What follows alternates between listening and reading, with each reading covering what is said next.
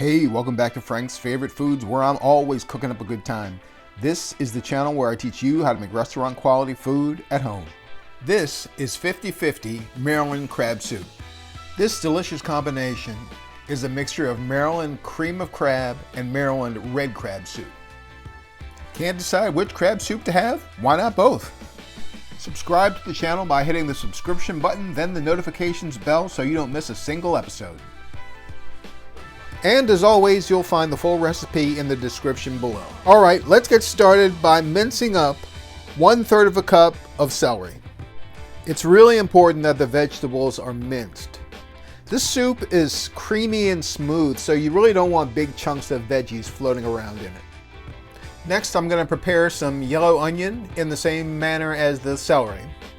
It's interesting that we remember the really important things in life, like getting married, the birth of a child, or your first spoonful of cream of crab.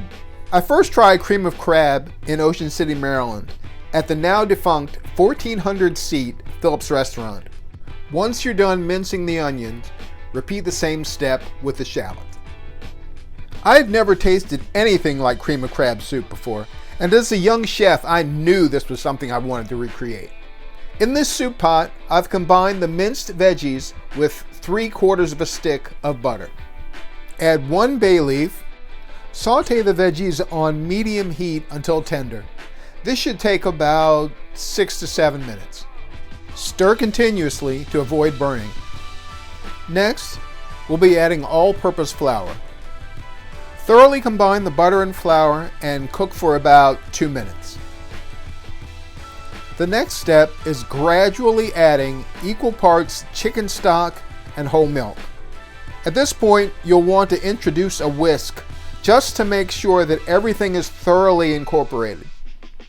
Now that I've got the thickness just about right, I'm going to add some Old Bay, a little more chicken stock, a little more milk, whisk those ingredients together.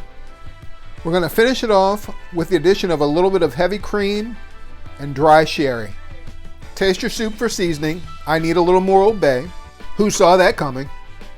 And a pinch of salt. Once we're all seasoned, it's time for some crab meat. This is Phillips lump crab meat, and it's just perfect. Now that the cream of crab is all done, let's make the red. Let's get started by dicing up carrots, yellow onion, and potatoes. Store the onions apart from the carrots and potatoes as they require different cooking times. Take note of how I'm cutting the veggies. I'm trying to ensure that the pieces are all of uniform size. That'll ensure that everything cooks evenly. Take your time. Go ahead and cut your potatoes now, ensuring that they're just about the same size as the carrots and onions. If you're not going to be completing the soup right away, storing the potatoes in some water will keep them from turning brown. We're going to start bringing the soup together by combining crushed tomatoes and beef stock.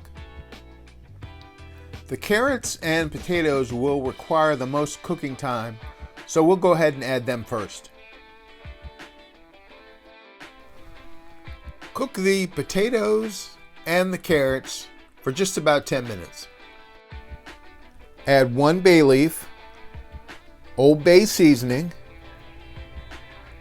diced onion, canned or frozen corn, and some canned or frozen lima beans.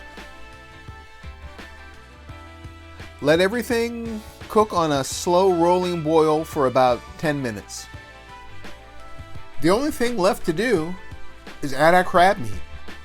While I'm adding some of the crab meat now, I'm going to add some more crab meat right before I serve it. Put equal parts of each soup in a saucepan and then combine them together thoroughly. I'm going to top it off with a little more of the crab meat, garnish it with a little parsley, and that's the dish. I made this dish at my last restaurant, True, and it was an immediate hit. I think you'll like it too. If you're not a subscriber, what are you waiting for? Hit the subscription button and the notifications bell so you don't miss a single episode.